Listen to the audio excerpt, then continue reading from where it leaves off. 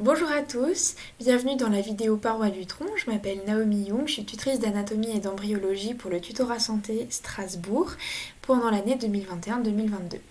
On se retrouve donc dans la vidéo sur la colonne vertébrale, dans sa partie osseuse. Tout d'abord, je présente juste que mes images de vertèbres proviennent de l'application Anatomie Atlas 3D. Je ne suis pas en partenariat, c'est juste une recommandation personnelle et c'est donc mes sources pour cette vidéo. On se retrouve donc dans la deuxième partie de cette vidéo, vu qu'on va parler dans la troisième partie, pardon. Nous sommes donc dans la vertèbre cervicale. La colonne cervicale. La colonne cervicale, alors, elle est composée de 7 vertèbres et on les nomme C plus le numéro de la vertèbre, donc de 1 à 7. C1, C2, C6 et C7 ont des particularités par rapport à la vertèbre type que j'ai évoquée dans ma première vidéo et C3, C4 et C5 suivent le profil de la vertèbre type.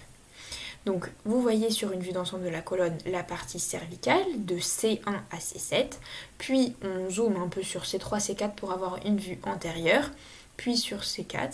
Et donc ça, ce sont les vues latérales et postérieures. J'ai mis en avant également le petit trou entre les deux vertèbres qui s'appelle le foramen intervertébral, donc entre les vertèbres. Une vertèbre cervicale, voilà, latérale, en vue postérieure.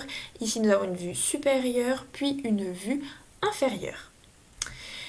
On va détailler chacun des plans de nos vertèbres avec les structures qui y sont associées. Donc la vertèbre cervicale, en vue antérieure, elle a donc un corps vertébral qui a une forme de parallélépipède rectangle ou un pavé droit avec une hauteur de 1,5 cm. Ensuite, nous avons en sagittal 1,5 cm, donc c'est la profondeur, et enfin 2 cm en transversal. Un petit point sur la concavité et la convexité. Le corps vertébral de la vertèbre va être concave vers le haut car la partie creuse se trouve vers le haut, donc c'est pour ça que c'est concave. On désigne toujours la concavité là où il y a le creux, donc concave vers le haut, dans le sens transversal parce que c'est dans l'axe transversal, et convexité vers le haut dans le sens sagittal, donc on est dans l'axe sagittal, et donc cette fois-ci, on parle de convexité vers le haut, ce qui est de l'équivalent d'un concave vers le bas, parce qu'on aurait la partie creuse vers le bas. J'ai pris une chips parce que ça permet vraiment de bien illustrer ce phénomène, mais c'est exactement le même principe sur la vertèbre. Concavité vers le haut en transversal et convexité vers le haut en sagittal. Donc dans une vue antérieure, on retrouve tout d'abord les uncus qui sont de chaque côté du spondyle ou corps vertébral et les processus transverses. Sur une vue latérale, on retrouve donc les processus transverses, le processus épineux, le pédicule et on a d'ailleurs le processus articulaire. Ce processus articulaire va avoir une partie supérieure avec la surface articulaire supérieure et on aura la même chose vers le bas, mais on ne le voit pas dans la vue latérale. Une vue supérieure, on retrouve les mêmes structures qu'avant, avec en plus cette fois-ci donc le canal vertébral ainsi que le foramen transversaire. Le foramen transversaire, c'est un orifice ou un trou entre le spondyle et le processus transverse. Et donc le processus épineux qui est bituberculé car on a 2 tubercules. Un petit zoom sur les processus transverses, ils vont prolonger l'axe transversal de votre corps vertébrale. Ensuite, ces petits processus transverses, ils sont faits de 2 tubercules, un tubercule antérieur, un tubercule postérieur qu'on revoit ici, donc alpha pour antérieur, bêta pour postérieur, et ils vont être soudés au niveau de l'appareil costal, donc ce sont les côtes, au niveau thoracique. Ensuite, nous avons donc chaque processus transverse qui a donc 2 tubercules comme je l'ai dit précédemment. Nous avons les vertèbres en vue supérieure avec un petit point sur le canal vertébral qui est en forme de triangle avec une base antérieure. Donc antérieure, c'est comme si on regardait vers l'avant et postérieure, on a la pointe, c'est vers l'arrière. En vue inférieure, on retrouve donc notre processus épineux qui a 2 tubercules, les lames qui relient processus articulaire à processus épineux, pédicule qui lui relie le corps vertébral au processus articulaire et donc les autres structures évoquées précédemment. Et on a de nouveau des uncus sur la face inférieure. Les lames, elles sont donc minces et elles sont en forme de quadrilatère.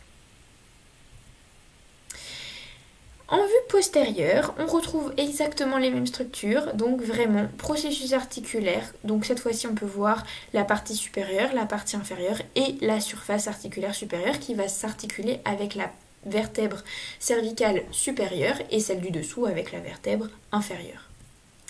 L'orientation des processus articulaires, ça c'est une notion qui est un petit peu complexe. Donc, votre surface articulaire supérieure, elle va regarder vers le haut, vers l'arrière et vers l'intérieur, donc en médial.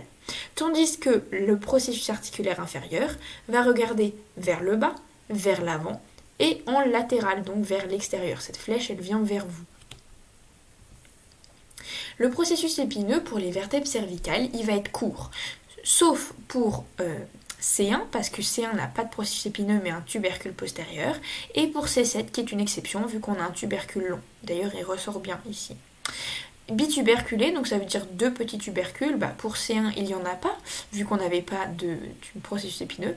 Par contre, de C2 à C5 on a bien ces 2 tubercules, et C6 et C7 sont unituberculés. La jointure avec le crâne. Donc en fait ici sur cette vidéo c'était pour vous montrer les condyles occipitaux avec C1 qui est la première vertèbre et puis C2. Donc la jointure de crâne se fait entre C1 qu'on appelle aussi atlas et les condyles occipitaux. Les condyles occipitaux, ils sont en fait intégrés à l'occiput qui fait partie du crâne. Et ces condyles occipitaux, ils ont une forme particulière. Alors pourquoi il y a une photo de rein en plein milieu d'un cours sur la colonne vertébrale? Tout simplement parce que notre condyle occipital a une forme de rein. C'est pour ça qu'on dit qu'il est réniforme ou alors ça a aussi une forme de haricot. Ils vont être convexes vers le bas ou concaves vers le haut dans tous les sens, que ce soit dans le sens, donc ici en blanc, en sagittal et ici en transversal en rouge. Et ce sont 2 articulations sphéroïdes, donc entre les condyles occipitaux au niveau du crâne et les surfaces articulaires supérieures de C1. Une vue de atlas, donc la première vertèbre cervicale. Donc on retrouve les masses latérales, puis l'arc postérieur et non pas de processus épineux, qu'on appelle donc tubercule. Ensuite vous retrouvez la surface articulaire de la dent de C2. Donc C2 c'est la vertèbre qui va s'insérer dans C1 et elle a une dent qui va appuyer justement sur cette surface articulaire de l'arc antérieur. Ensuite, nous avons les fossettes articulaires supérieures qui communiquent avec les processus occipitaux et la fossette articulaire inférieure qui communique avec, avec la vertèbre inférieure, donc avec C2. Et enfin, vous avez votre foramen transversaire entre les processus transverses et les processus articulaires. C2, qu'on appelle aussi axis, est une vertèbre particulière justement parce qu'on retrouve une dent qui va posséder une surface articulaire antérieure qui communique avec l'arc antérieur de C1. Ensuite, vous avez la surface articulaire postérieure de la dent qui sera en contact du ligament jaune. En vue supérieure, vous avez les processus articulaires supérieurs qui communiquent avec C1 et les processus articulaires inférieurs qui communiquent avec C3. Et enfin, les processus épineux. Là, c'est l'articulation atlanto-axoïdienne. Donc pourquoi ça s'appelle comme ça? Parce qu'on a dit que C1 s'appelait aussi atlas et que C2 s'appelait aussi axis. C'est pour ça que c'est atlanto-axoïdien. Et donc voilà, on peut voir que la surface articulaire antérieure de la dent communique avec la partie postérieure de l'arc antérieur de C1. C'est une subtilité. Et donc, l'articulation atlanto-axoïdienne, elle est en fait composée de 3 petites articulations. Vous avez les articulations latérales entre les processus articulaires de C1 et C2, et vous avez une articulation médiane, donc c'est-à-dire au milieu, entre la dent et C1. Donc ça, c'était la petite remarque que je vous faisais avant. La surface articulaire antérieure de la dent de C2 est en contact avec la partie postérieure de l'arc antérieur de C1. Merci pour votre écoute, j'espère que cette vidéo vous aura aidé. N'hésitez pas à aller voir la vidéo précédente pour les généralités et les vidéos qui vont sortir prochainement pour les parties inférieures de la colonne cervicale.